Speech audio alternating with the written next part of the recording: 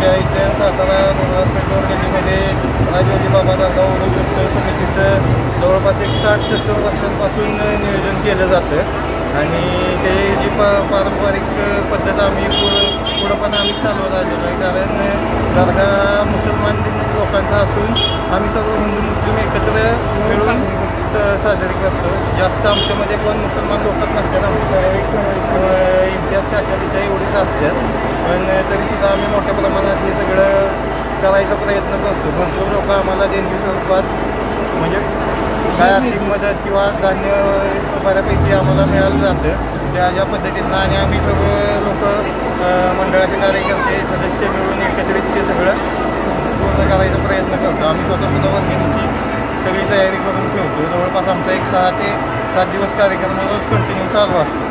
त्यामुळं सगळ्यात महत्त्वाचं काय आहे की हिंदू मुस्लिम एकता आता सध्या तरी आचारसंहिता चालू आहे, म्हणजे जमावबंदीचे जे आदेश चालूच असतात त्यातनं पण आम्ही सगळे एकोप्याचं सामाजिक बांधिलकी राखण्याचा प्रयत्न करून आम्ही सगळ्या गोष्टी करण्याचा प्रयत्न करतो.